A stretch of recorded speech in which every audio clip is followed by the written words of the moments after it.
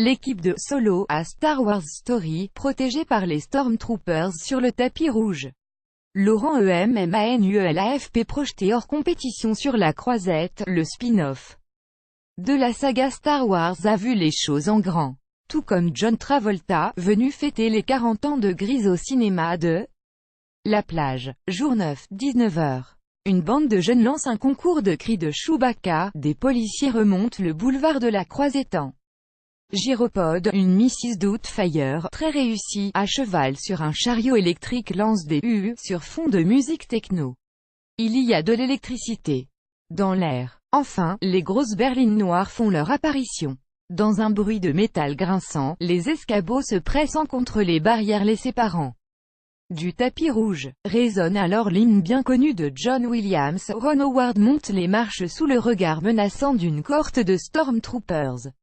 Il est accompagné du jeune Han Solo, sur lequel porte ce nouveau spin-off de la saga Star Wars, interprété par Alden Ehrenreich et Emilia Clarke, la terrible reine des dragons de Game of Thrones. Du haut de ses 2,08 mètres, Chewbacca, un nœud papillon enfilé sur les poils, ne manque pas à l'appel. Lire aussi, Solo, à Star Wars Story, réussite d'un nanar intergalactique. Les soldats blancs de l'Empire viendront ensuite superviser la presque première mondiale du film Solo, à Star Wars Story au Grand Théâtre Lumière, si l'on accepte une projection à Los Angeles. Quelques heures plus tard, un feu d'artifice de 10 minutes illuminera la baie Canoise.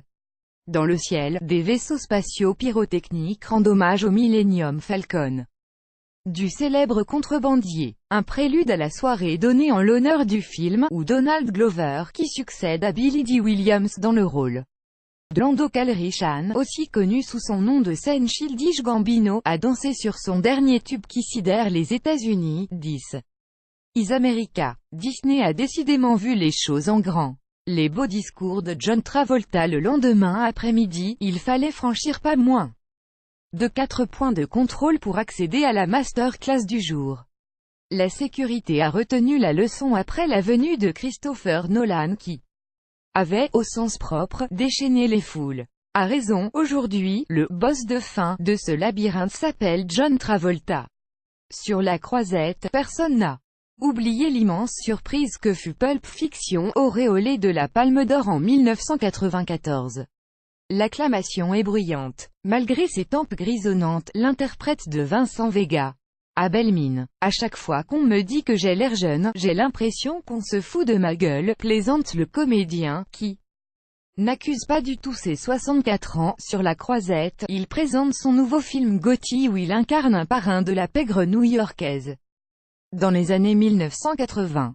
Mais surtout, il vient fêter les 40 ans du mythique Grease, qui sera projeté ce mercredi soir à 21h30 sur La Plage. Ce film est un cadeau éternel, assure-t-il. J'ai encore aujourd'hui des enfants de 5 ans qui m'en parlent comme s'il avait été tourné hier.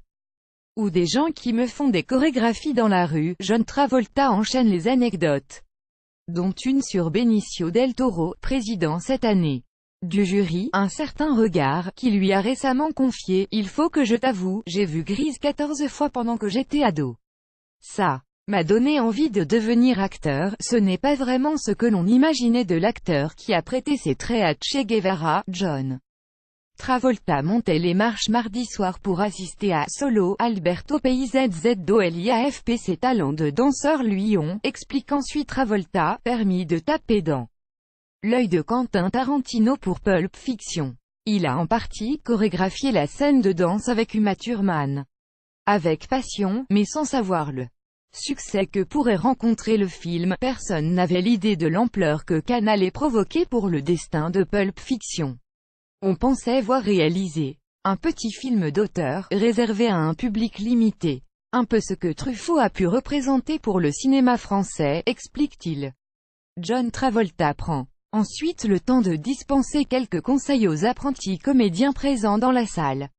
Réinventer, c'est ce que je fais sans arrêt, car ma personnalité m'ennuie. Il ne faut pas ressembler à son personnage pour le jouer.